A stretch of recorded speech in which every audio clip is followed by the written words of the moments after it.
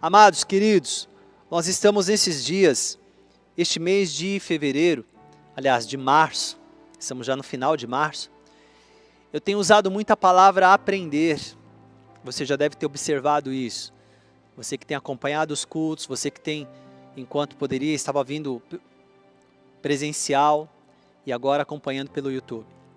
A palavra aprender, ela tem sido uma tônica, ela tem sido repetida.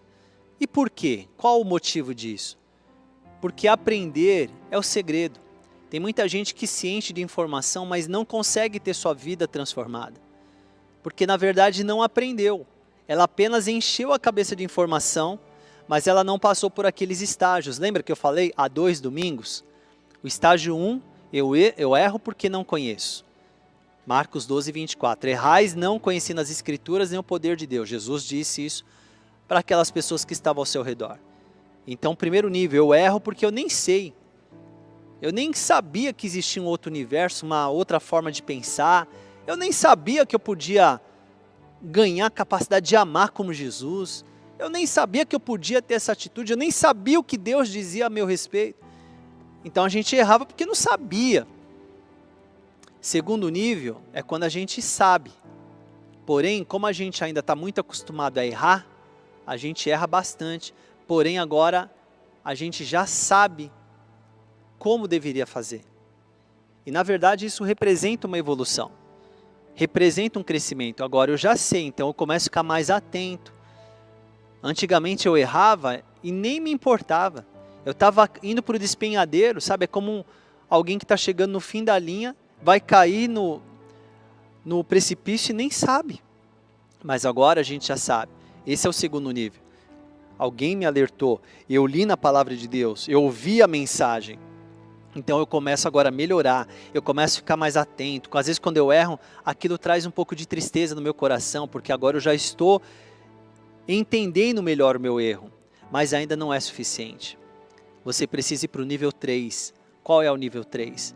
O nível 3 é quando a gente então passa a ganhar uma mentalidade regenerada, que é resultado do arrependimento, de uma transformação interior. A gente ganha a natureza de Deus. Você sabia disso? Que se você não tiver e pedir a natureza de Deus, você pode receber ela hoje ainda, porque é uma promessa do Senhor.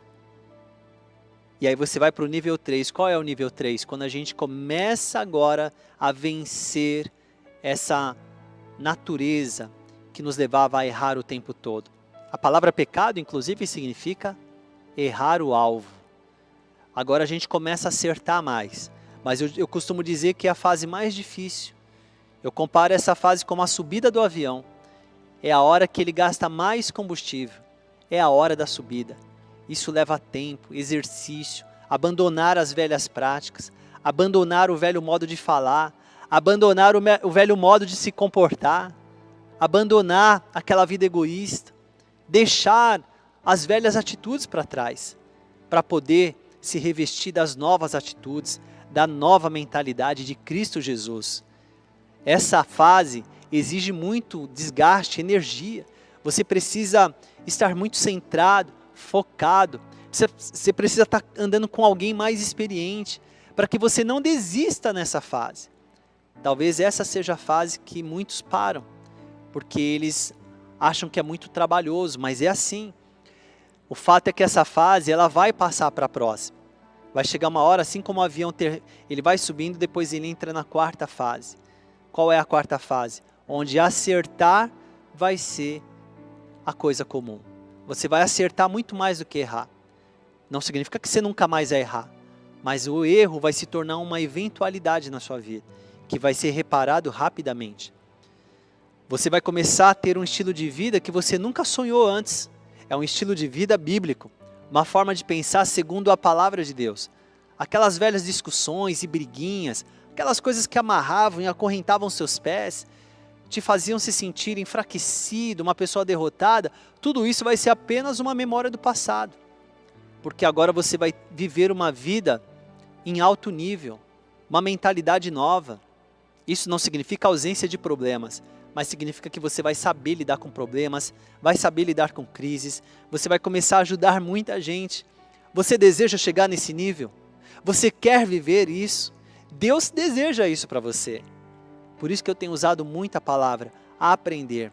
Porque você sair do nível 1 para o nível 4, o nível 1 onde você não sabia, o nível 2 onde você sabe, mas continua errando, mas agora já está mais atento. O nível 3, onde você começa a acertar mais do que errar. E o nível 4, onde você já começa, o acerto já vira o seu estilo de vida. Essa subida aqui, o Espírito Santo de Deus vai te capacitar. Nós temos orado por você. A nossa oração é para que você faça esse avanço. A nossa oração, todo o nosso trabalho, tudo que a gente faz, é para que você não fique parado. Para que nessa fase você não fique no modo pausado. Eu estou esperando a pandemia passar para ver o que Deus quer de mim. Não, é agora. Deus não parou por causa da pandemia. A pandemia não parou o que Deus está fazendo na sua e na minha vida.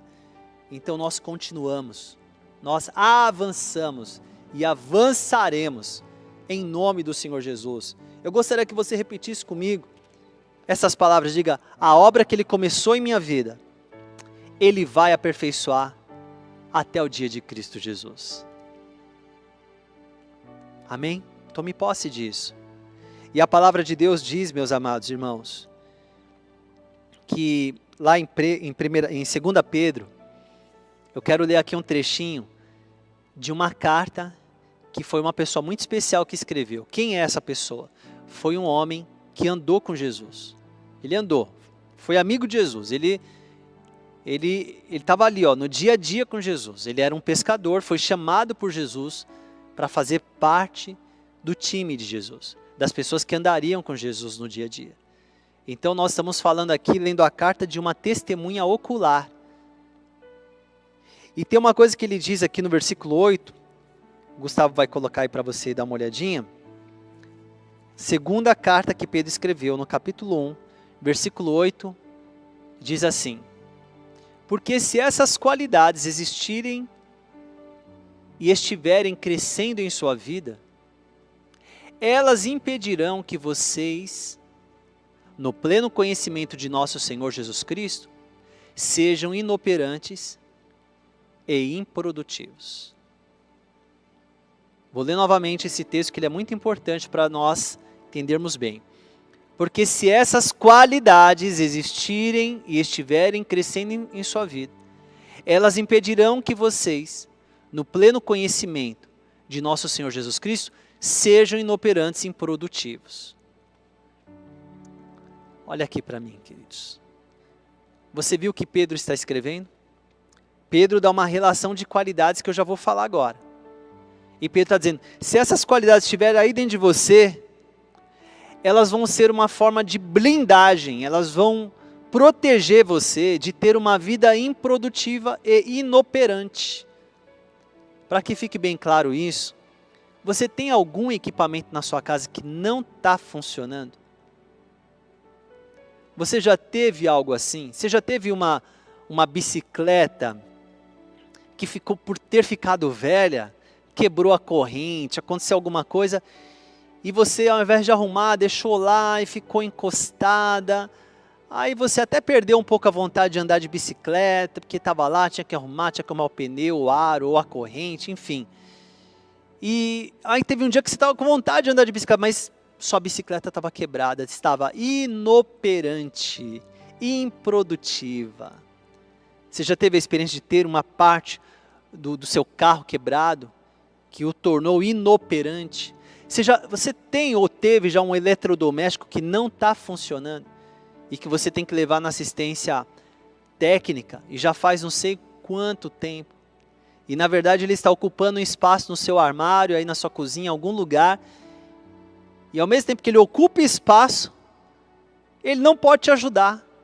Você não pode utilizar porque ele está inoperante, ele está improdutivo, ele não está cumprindo o papel para o qual ele foi construído, desenhado e desenvolvido.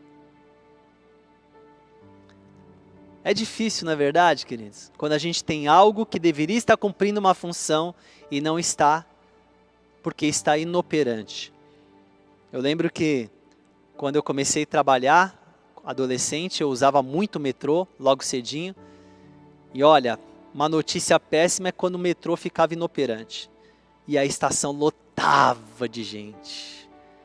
E ali você já podia contar com atraso. Agora olha que interessante, o próprio Pedro diz que a vida de alguém pode também se tornar inoperante. Aí você está dizendo, mas como assim? Eu estou vivendo, eu estou me alimentando, eu estou comendo, eu estou indo, vindo. Eu estou vivendo, mas no mundo espiritual, no dom e talento que Deus te deu, pode acontecer esse cenário da pessoa estar inoperante. Por isso é uma área que nós devemos aprender hoje. Como fazer com que nossa vida não fique inoperante, não fique improdutiva. Para que você olhe para a sua vida e fale assim, está funcionando direitinho. Você imagina que um mix, um eletrodoméstico que tritura legumes e, enfim, uma batedeira. Você imagina que ele tivesse vida própria, que ele tivesse alma, ele olhasse para si funcionando e falasse assim, olha aqui, eu estou funcionando direitinho, estou triturando, estou batendo esses alimentos, estou misturando esses alimentos, como é bom. Mas imagina que esse mesmo eletrodoméstico tem a vida, mas está inoperante, ele está quebrado. E ele olha para si e fala, que pena. O meu proprietário, minha proprietária não pode me utilizar para triturar esses legumes. Essa pessoa poderia, mas eu estou inoperante. É sobre isso que eu estou falando. Aquele que criou você, que projetou você na mente dele, o Senhor, Ele criou a gente com um destino e um propósito. E não é pouco, não é baixo o número de pessoas que entram nesse estado de ficar inoperante por causa do pecado. Se tornam improdutivos. Começam a viver uma vida apenas para si, na verdade não produzem nada para Deus, de acordo com o propósito de Deus. E o que é que Pedro diz então? Olha só, preste atenção, vou ler aqui na minha Bíblia, 2 Pedro capítulo 1, no versículo 2 diz assim, versículo 3, o seu divino poder nos deu tudo o que necessitamos para a vida. Então vamos lá, Deus construiu a gente de forma perfeita. O poder de Deus deu toda a capacidade que a gente precisa para viver de forma produtiva. Você está com alguém aí? Então diga para a pessoa assim, você foi construído com toda a potencialidade, pode dizer isso aí. Todo o potencial de Deus, Ele enxertou dentro de você. Então vamos lá. Por meio do pleno conhecimento daquele que nos chamou para a sua própria glória e virtude. Dessa maneira Ele nos deu as suas grandiosas e preciosas promessas, para que por elas vocês se tornassem participantes da natureza divina e fugissem da corrupção que há no mundo, causada pela cobiça. O que Pedro está dizendo? Que Deus não apenas deu esses potenciais, mas Ele validou, Ele afirmou, Ele fez promessas. Deus não brinca com a sua palavra. Ele não fala e esquece. Ele validou você. Sabe quando tem filhos pequenos e quando um deles quer fazer alguma coisa, ele quer fazer alguma coisa que é certa, e ele vai pegar a validação onde? Nos pais. E ele chega para os outros irmãos e fala assim, olha, eu já falei com o papai, eu já falei com a mamãe, e eles falaram que é para a gente fazer isso. Ele está se baseando na promessa, na direção, na validação, na autorização que o pai e que a mãe deu. Quando você precisa fazer algo, na sua empresa, onde for, e uma autoridade autoriza você. Então você vai com confiança. Eu quero dizer para você que aquele que te criou, Ele autorizou você a ser uma bênção. Ele validou. Você viu o que Pedro está falando? Estamos falando de alguém que andou com Jesus. Pedro sabe o que está falando. Quero dizer para você que Pedro teve vários problemas na sua psique, nas suas emoções. O perfil de temperamento de Pedro era muito alto e baixo. Pedro falou que ia com Jesus até a morte, depois ele negou Jesus, falou que nem conhecia Jesus. Ele tentou impedir Jesus de ir para Jerusalém, cumprir o seu ministério. Pedro cortou a orelha de um soldado, na hora que Jesus já tinha avisado que seria preso. Pedro foi lá, não entendeu nada, foi lá e passou a espada na orelha de Malco, que era um soldado que prendeu Jesus. E Jesus curou a orelha de Malco, mesmo sendo preso. Então olha só, Pedro, Ele sentiu profunda tristeza depois que negou Jesus. Um homem que não sabia lidar muito bem com seus próprios pensamentos e sentimentos. Mas depois a Bíblia diz que Pedro foi cheio do Espírito Santo. Pedro passou a ter uma vida operante, produtiva. Pedro passou a ser um homem sóbrio. E agora o que ele está dizendo para nós? Ele sabe o que ele está falando. Ele está dizendo assim, Deus nos deu suas preciosas promessas. Ele autorizou a gente ter uma vida frutífera. E agora cabe a nós termos algumas atitudes que vão gerar este fruto na nossa vida. E quais são esses frutos que Pedro fala? Ele diz assim, por isso mesmo, empenhem-se para acrescentar à sua fé a virtude. Olha aí, empenhe-se, está aparecendo aí na sua tela. O que é empenhar? Empenhar significa criar um penhor, significa garantir, significa se obrigar. Quando você empenha algo, você se torna obrigado. Você fala assim, eu empenho minha palavra. A minha palavra é o penhor, é a garantia. Então, quando você empenha algo, você está se obrigando a cumprir aquilo. Ele está dizendo assim, obrigue-se, seja firme com você. Seja muito firme com você. Para acrescentar à sua fé a virtude. Não tem apenas aquela fé de crer. Não, eu creio, eu acredito, eu tenho fé. Não, Pedro está dizendo assim, melhore essa qualidade, a qualidade da sua fé. Acrescente a essa fé a virtude. Tenha uma fé virtuosa. Tenha uma fé que se parece mais com a fé do Filho de Deus. Mas ele ainda diz mais ainda, não para na virtude não. Ele fala assim, e a sua virtude você acrescenta o quê? Conhecimento. Você está percebendo que Pedro está falando que há níveis. Talvez alguns de nós apenas diz, eu tenho fé. Uma fé para ser salvo, amém? Mas ele está dizendo, você precisa fazer algo mais. Você precisa aprender algo mais. Você precisa acrescentar. Você quer fazer um bolo, não é só colocar ali uma farinha, você tem que colocar outro ingrediente. Você precisa construir um prato mais bonito. Você precisa construir algo mais legal, mais bacana, mais parecido com o reino de Deus. Então ele está dizendo, você precisa buscar a virtude. Você precisa acrescentar na sua virtude o conhecimento. Próximo versículo, põe lá para mim, Hugo. Versículo 6, e ao conhecimento, que agora você não é só aquela pessoa que diz, eu tenho fé, mas a sua fé é virtuosa, a tua fé se retroalimenta, mas agora você acrescentou a fé ao conhecimento, você sabe o que você está fazendo, você está procurando aprender mais sobre o Senhor, sobre Jesus Cristo, sobre o Espírito Santo, você quer aprender mais sobre o que Deus tem para a sua vida, mas você também não para por aí, você acrescenta aí o domínio próprio, você não vai usar tudo isso para ser uma pessoa vaidosa, para usar toda essa autoridade, esse conhecimento, para poder achar que a coisa com você, não, você vai ser uma pessoa que tem temperança, que tem domínio próprio, que tem equilíbrio, que tem suas emoções dirigidas pelo Espírito Santo.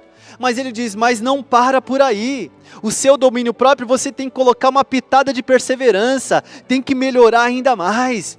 É aquela pessoa que não é perseverante só porque não sabe outro caminho para ir, mas sabe o que está fazendo, por isso você é perseverante. Você não é daquelas que retrocedem, você não é daquelas que se desviam para a direita ou para a esquerda, mas você é perseverante, porque você tem fé, porque você tem uma fé virtuosa, porque você tem uma fé com conhecimento, porque você tem domínio próprio e porque você é perseverante. Mas Pedro ainda diz, não para por aí, a perseverança você acrescenta piedade, uma vida piedosa, uma vida de temor a Deus, que vai te levar a cumprir o propósito de Deus, você vai realmente levar Deus a sério na sua vida. E o próximo versículo põe para mim, e ele diz, e a sua piedade, você coloca fraternidade, essa piedade vai te levar a ter um verdadeiro sentimento genuíno de fraternidade. O que é fraternidade? O amor pelos irmãos, você vai valorizar realmente a sua família, você vai valorizar a sua família na fé, o amor pelos irmãos, o amor pela igreja, ele não sai só porque eu acho que é legal amar as pessoas, mas é uma coisa construída. Você percebeu o que Pedro está nos ensinando? É uma coisa que é construída, você tem fé. A fé é o primeiro passo, a fé é a primeira coisa para a gente ser salvo, essa confiança em Deus, mas depois a fé a gente coloca piedade, a gente coloca virtude, a virtude a gente põe domínio próprio, A gente põe o conhecimento, depois põe o domínio próprio, depois vem a perseverança, aí vem a fraternidade, este amor que ele é resultado de coisas que Deus está construindo dentro de nós. E essa fraternidade vai levar a gente a viver o quê? O amor! O amor! Olha aí, gente! Por isso que o amor é uma coisa que a gente aprende. Amar não é só olhar para o lado e falar assim, ah, que legal que você é, eu amo você, eu estou a fim de te amar. Não, não é. Amor é uma coisa que a gente aprende, por isso que eu uso de novo a palavra aprender. Para amar a gente tem que aprender a amar. A gente não sabe amar, igreja. A gente pode ter sentimento de afeição, a gente pode olhar para alguém e até sentir ter um sentimento de afeição, de se identificar com o sofrimento da pessoa. Tudo isso é legal, isso é bonito, mas nem sempre isso nos leva a uma atitude prática, não é verdade? O amor é uma coisa que a gente aprende. Assim como falei recentemente, a esperança é uma coisa que a gente aprende também. Então, se você realmente quer amar, se disponha a aprender. Você percebeu que há um caminho? E olha só, quem está falando é alguém que andou com Jesus. Andou com o próprio amor. Qual o nome do amor que andou aqui na terra? Jesus Cristo. Agora nós estamos falando de uma pessoa que andou com Jesus. Ele viu Jesus na madrugada, ele viu Jesus de noite. Ele teve experiências com Jesus, ele foi chamado, Jesus chamou a atenção dele, Jesus o elogiou, Jesus o encorajou. Ele viu Jesus curando pessoas, ele viu Jesus multiplicando pães e peixes, ele viu Jesus ressuscitando pessoas. Quer dizer, ele viu, esse homem andou com Jesus. E agora ele está dizendo para nós aqui num relato, numa carta que ele escreve, o amor é uma coisa que tem que ser construída. O amor é uma coisa que a gente tem que aprender. Amar não é de um dia para o outro, eu te amo. É legal, é bonito dizer, mas amar é uma coisa que a gente precisa aprender, senão nós nunca vamos amar. Amar tem um método, amar tem um crescimento. E Pedro deixa bem claro, começa com fé, aí você coloca nessa fé, você põe virtude. Essa virtude você acrescenta o quê? Conhecimento. Esse conhecimento te leva a quê? Você acrescenta o quê? Domínio próprio. Depois você coloca o quê? Perseverança. Depois você põe o quê? Piedade. Depois você põe o quê? Fraternidade. Aí a fraternidade vai te levar a amar de verdade. Então, meus amados, queridos, com isso eu quero dizer para você que existe um caminho. E nós estamos trilhando esse caminho. Não fique parado, não fique estagnado. Talvez você olhe para isso e fale assim, puxa, eu tenho tanta coisa para aprender. Se você estiver pensando assim, nessa manhã, eu quero dizer para você que você está terminando esse culto da melhor maneira que você poderia. Agora, se você está dizendo assim, eu já sabia de tudo isso, então eu digo para você, se preocupe com essa atitude. Se você está dizendo assim, eu acho que isso daí, é muito difícil, então está te faltando fé. Mas eu repito, se você está nessa manhã dizendo, Senhor, quantas coisas eu estou percebendo que eu preciso aprender. Senhor, eu achei que por ter alguns meses ou alguns anos sendo cristão já sabia, mas parece que eu estou aprendendo de novo. Que bom, meu amado, que bom, minha irmã. Essa é a melhor condição que o seu e o meu coração pode estar. Se você é alguém novo por aqui, e você já tinha uma pré-concepção do que é a vida cristã, talvez dizendo, eu já sei como que é a igreja, essas coisas, talvez nessa manhã Deus colocou uma coisa nova aí dentro de você. Talvez você está dizendo assim, puxa, eu nunca parei para pensar dessa maneira, eu nunca li a Bíblia dessa forma, eu nunca tinha lido a carta que Pedro escreveu desse jeito. E eu quero dizer que o Espírito Santo quer nos ensinar coisas novas. E nós precisamos realmente aprender. Eu tenho falado sobre isso. Saber não é aprender. Ontem eu encontrei os nossos líderes de MAGs do Brasil inteiro. E nós falamos isso. Apenas participar de encontro não significa que aprendeu. Apenas ter uma experiência em acampamento não significa que aprendeu. Aprender tem uma caminhada. Aprender é algo que pouca gente sabe fazer. E se a gente não aprender agora, daqui 10 anos a gente vai ver o resultado triste. sobre a nossa vida e sobre a nossa geração. Então, se você realmente se preocupa com a próxima geração, se você quer entregar um mundo melhor para os seus filhos, se você quer entregar um mundo melhor, uma igreja melhor, se você quer realmente criar uma blindagem para que essa geração não se perca de uma vez, eu e você precisamos aprender coisas novas. Nós temos que ter o nosso coração e mente abertos para aprender o tempo todo. Essa pandemia, o nosso coração ele tem um misto de sentimentos. Muitas vezes ele se aperta, mas também é um tempo de muito aprendizado. É um tempo de muito crescimento. Se essa pandemia passar, a vacina chegou, as pessoas estão sendo imunizadas, depois de passar tudo, nós não tivermos aprendido muitas coisas, a gente vai ter perdido uma grande chance. Tudo isso está trazendo ensinamentos para nós. Crescimento para a nossa vida individual e coletiva. E como igreja também. E nós estamos comprometidos com você. E eu acredito que a igreja é o lugar da gente aprender. E nós estamos aqui para ensinar. E só pode ensinar quem aprende também. E que juntos eu e você possamos ter essa vontade incrível de aprender o tempo todo com Jesus. Vamos orar? Quero fazer uma oração para que o Senhor nos dê esse coração que aprende. Se você estava nesses dias ainda dominado, você estava naquele nível 1, né? Puxa, eu estou errando tanto e nem sei. Eu sinto que eu estou errando tanto na minha vida. O Senhor quer te fazer passar de nível nesses dias. Ele quer te ajudar. E eu estou aqui para orar por você. E você viu que Pedro dá uma receita aqui. Depois eu quero que você leia 2 Pedro. É a segunda carta que ele escreveu, capítulo 1. E à noite, a gente vai continuar essa mensagem. Às 18 horas, você podendo, se conecte novamente no YouTube. Porque eu quero dar continuidade no restante daquilo que Pedro traz, e é muito poderoso. É muito poderoso. Está aparecendo aí para você, olha, 18 horas, nós vamos continuar, parte 2. Peço para você convidar amigos e amigas para estarem com a gente. Esse é o tempo, queridos. Nós não sabemos quanto tempo as pessoas viverão. Nós temos que cumprir nossa missão, dar a elas a chance de conhecer a palavra de Deus. Vamos orar? Quero orar com você nesse momento. Senhor, neste momento nós queremos agradecer por Tua palavra. O Senhor conhece cada pessoa que está agora diante dessa tela do YouTube, dessa tela do celular, do notebook, do computador, da TV. Eu oro agora para que o Teu Santo Espírito possa gerar dentro de cada um de nós um desejo profundo de crescimento, de aprender, Senhor. Dá uma sede dentro de nós de aprender, Pai. Senhor, nós vimos aqui com aquilo que Pedro escreveu. Para amar tem uma caminhada, para amar tem processo. Às vezes a gente acha que sabe amar, mas não sabe, Senhor. Às vezes a gente mesmo criou uma concepção do que é amar, mas às vezes estamos tão aquém, tão distante ainda. Pai, sabemos que o Senhor conta sim com a nossa primeira atitude. Por isso que Pedro falou, se empenhe.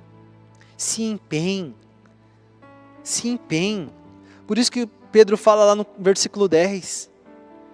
Se empenhe para consolidar o chamado à eleição de vocês. Pois se agirem dessa forma, jamais tropeçarão. Senhor, nós queremos nos empenhar.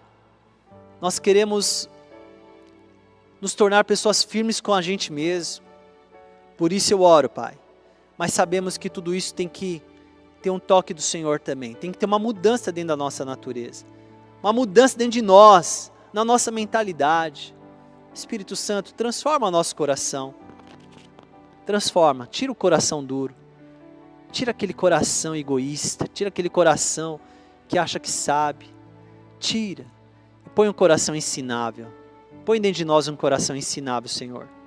Põe dentro de nós um coração que gosta de aprender. Põe, Senhor. Isso é tão bonito, é isso que vai nos levar a avançar. E que a nossa fé seja acrescentada a virtude, conhecimento. Seja acrescentado, Senhor, domínio próprio, a piedade, fraternidade que vai construir o amor. Em nome de Jesus. Eu declaro, Pai, que cada pessoa que está aqui assistindo viverá dias de poder e autoridade. E eu declaro agora, Pai, que o conhecimento da Tua palavra traz sobre nós o espírito de coragem. Em nome de Jesus, eu declaro que todo pensamento de ansiedade, preocupações, de medos, sejam repreendidos em nome do Senhor, e que nós possamos olhar para a Tua Palavra, e que nós possamos olhar para o Senhor, e crer e confiar em Ti, descansar no Senhor. Em nome de Jesus eu oro, Pai, abençoando cada vida agora, que cada pessoa agora sinta o Teu toque, sinta o Teu poder, sinta o Teu amor profundo por cada um de nós, e nós estamos aqui por causa do Teu amor, Senhor. Nós nos sentimos abraçados pelo Senhor, nós vemos o Teu cuidado para com a gente, nós vemos o quanto o Senhor quer que nós, como filhos, possamos crescer e aprender. Nisto a gente vê o Teu cuidado, o Teu zelo para conosco, Senhor. Em nome de Jesus, eu oro abençoando cada jovem, adolescente, cada criança, cada senhor, senhora, cada adulto, cada casal, cada família, cada lar. Receba da presença e do poder do Senhor sobre sua vida nessa manhã. Em nome de Jesus Cristo. Em nome de Jesus. Amém. Você pode dizer amém?